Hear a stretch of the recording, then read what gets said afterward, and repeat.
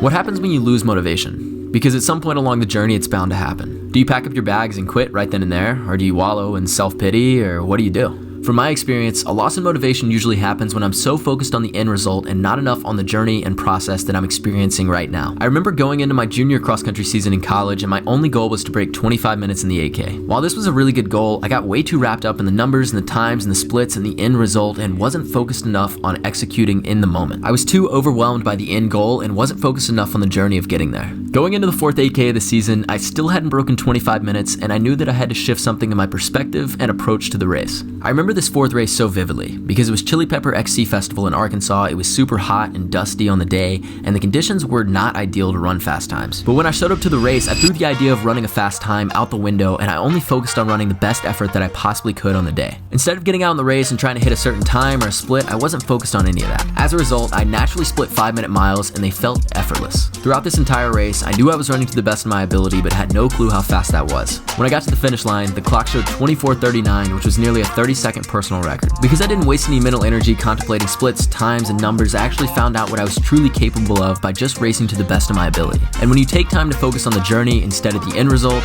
that's where you find motivation.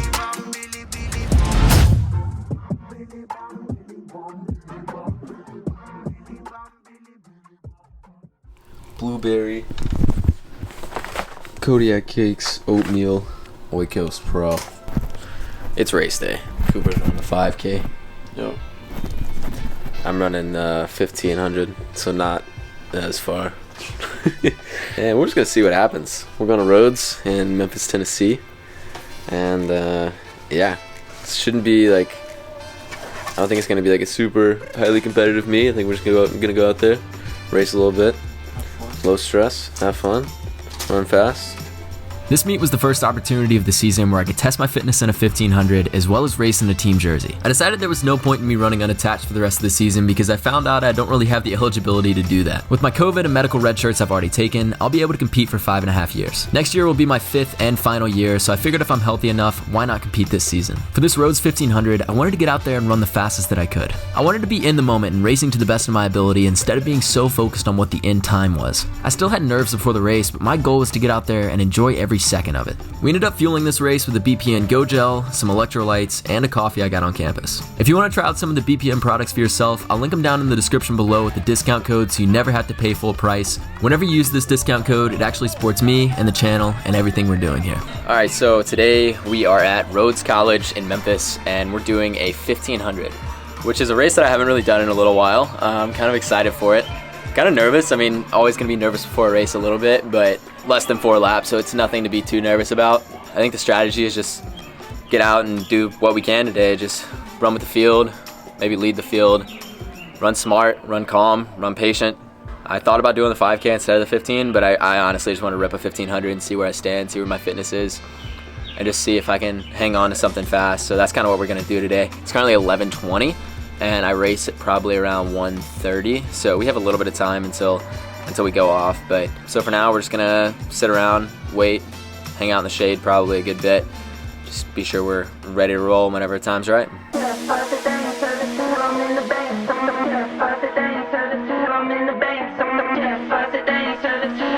On your mark.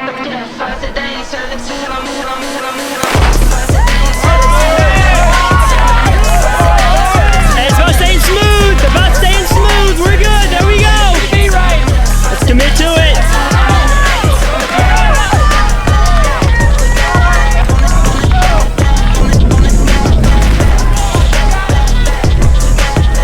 Buck, this is your race, Buck! Buck, you're in this! We're cutting down, Buck! We're cutting down, Buck! Come on! You're in this!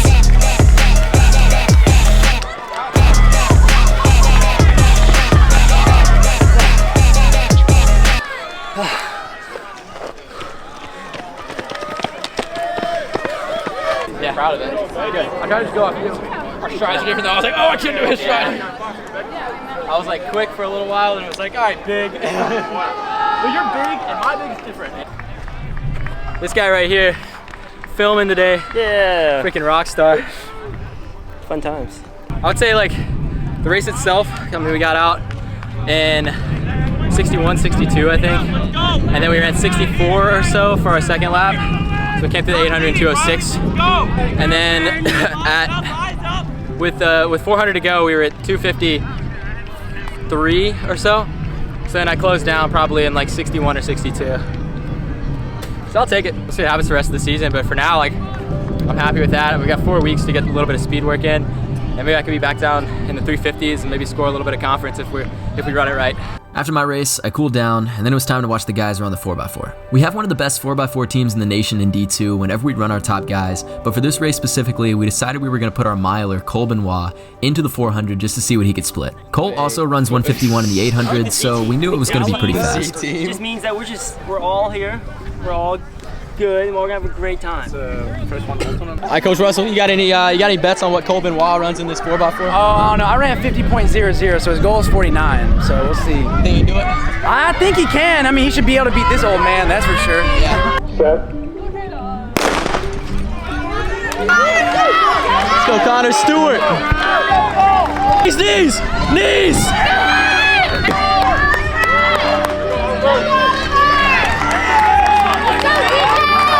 Z team. A little Z team. Yeah. A little last minute. Look at that handprint right there. That's fine. We got it. What'd you run? 50.2. Almost. I was waiting for somebody to come with me. They never did, so I was like, No, I heard you 49. Cole actually ran 49.4, which is pretty fast for a dude that runs the mile. Load it up. Yes, sir. Christian Balser. I had to be different. I had to show up late and get Chipotle. Wow. I think we're about to feast. You get to show up late and get Chipotle. I get to eat. I'm not trying to be different. Wow. Carson, where are we going right now? Let's talk to the vlog real quick. Yeah, we're going to Atlanta for Georgia Tech. We're gonna run 12.5 laps around a track. And it's gonna be 80 degrees. When we do it. We're gonna be glistening, sweat. Oh, it's It's gonna be nice. you can tell how humid it is right now yeah. by how fogged up the lens is. You know, I think my glasses are about to join it. Now the camera's not fogged over anymore. See through my glasses. Cooper. Hello. So before this Georgia Tech meet, I was able to string together some really good training sessions, and I felt like everything was going really well. After that 1500 at Rhodes, I was starting to feel like myself again, and I was excited to see what I could do at Georgia Tech in a 5K. The day before the meet, I was feeling ready to get out there and run the best I could, no matter what the conditions were. It's been such an up and down year that just being able to step onto a starting line again is a privilege. We started off the trip at Cracker Barrel in Meridian, and then halfway through the drive, we made another stop at Buc-ee's in Leeds, Alabama. Body armor, pretzels, sour straws. And electrolytes. Got a sweet and salty combo. Yep. I kind of went the same route with the dark chocolate and then some pretzels and drink. For dinner, we stopped and ate at a pizza place in Norcross, which is a community that's just northeast of Atlanta. Me and Ben split this massive Sicilian pizza, and it hit the spot perfectly right after the long drive. This thing is thick. Good crust, lots of cheese. Alright, so we made it to Atlanta, and tomorrow I'll be racing the 5K tomorrow night, and that's gonna be at like 9 p.m. Cooper's in that race with me. There's gonna be 44 people in the heat of a 5K on a track, which is gonna feel like a cross-country race. It's gonna be crowded, it's gonna be chaotic, it's gonna be crazy. I think it'll end up being pretty fast. I don't think I'm gonna have to worry about pacing. It'll more so just be racing and staying comfortable and staying calm and executing the best race that I possibly can. And so that's what we're going to be focused on tomorrow. That's really going to be the biggest thing, is just trying to be as calm, smooth, and focused as we possibly can. So with that being said, it is currently 11:15 at night, so pretty late. I've been up doing some editing, working on some other projects I've been doing, and yeah. So now gonna head to bed, wake up tomorrow morning, get a little bit of a run in, and then I don't think we have to be there until, we're not leaving here until 3 o'clock or so. So it's gonna be good. I'm excited for tomorrow. When we woke up the next day, we went out for a little bit of a shakeout run, had some breakfast, and then went to get some lunch at Chipotle. white rice, pinto beans. When we made it to the track, I could tell it was going to be a hot race, and I really had to focus on hydration. Side note, be sure to share your BPN with your coaches because they're working hard out there too. After I mixed up my electrolytes, we went out for another little shakeout run just to make sure the legs were going to be set for a 5K that night. With all the time we had to sit around and wait on the race, I was thinking about how I was going to execute it in a calm and relaxed way. But before my race, I got to watch a few 1500s on the track that were super fast. Here we go,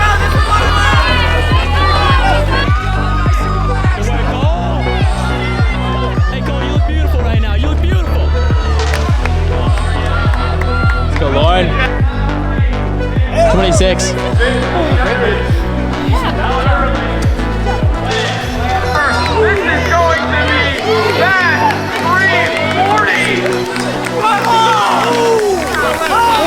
Baby. 40.98, a meet record. Nick Nyman. 344. Let's go. Come on, Cole. 344.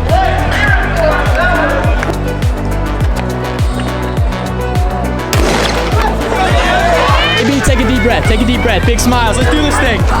B. Let's go, Andrew. 358. Noah Esper.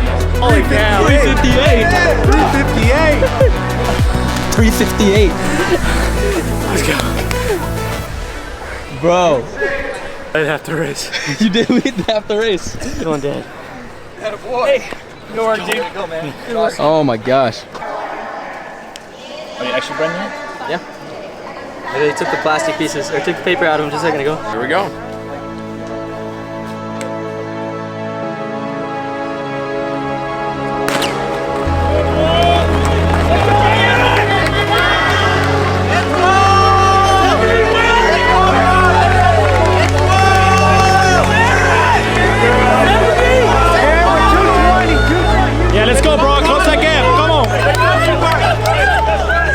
Early on in this race, it split up between a Pack 1 and a Pack 2. I found myself at the front of Pack 2, but almost felt stuck. Even though the rhythm felt really good, I was struggling to shift out of the gear I was in. Pretty soon, I found myself thinking only about the finish and getting there as opposed to being in the moment in the race. This race wasn't necessarily the most physically challenging race in my life, it was more so a mental challenge, and it felt like I was just stuck in this rhythm and I couldn't get out of it. I was thinking far too much about the outcome and not enough about enjoying the moment. Being able to look back on it now with an understanding of the skills that I have to continuously practice in order to be the best version of myself is all that I can really ask for from this race. This is another milestone in developing as an athlete, and it's something I just have to continuously work on over and over and over again. I know personally I have a lot more that I can give in a 5K, and this just wasn't my greatest execution. Jan Lucas. Man, that was like too comfortable. I couldn't get out of it.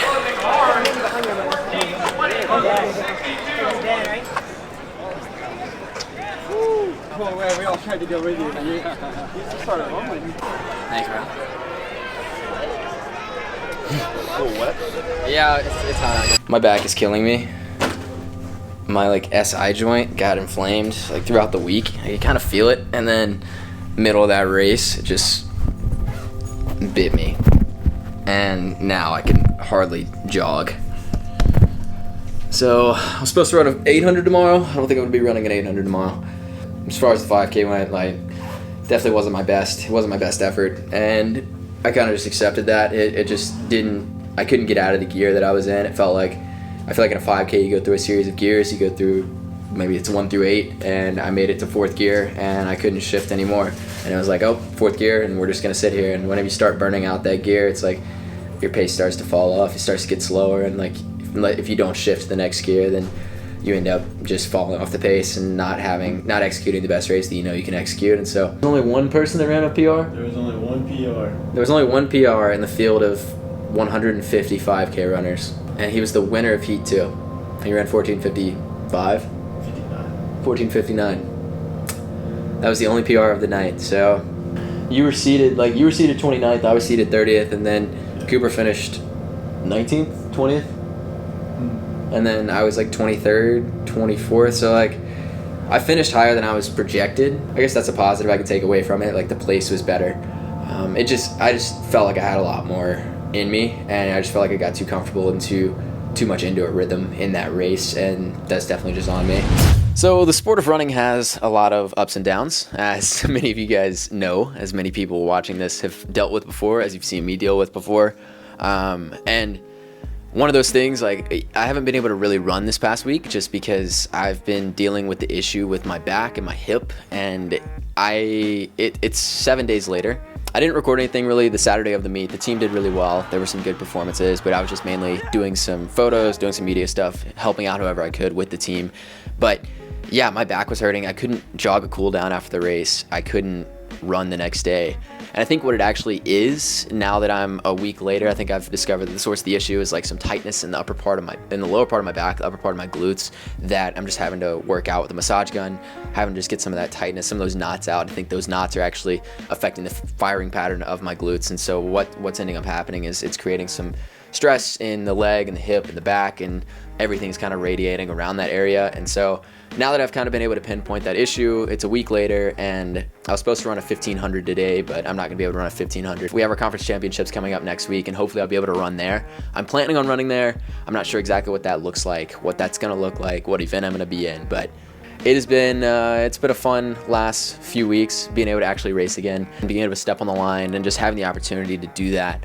And I just have to continually remind myself to be in the moment whenever I do step on that line, and just be as present as I possibly can be in order to perform the best that I possibly can. So thank you guys for tuning in.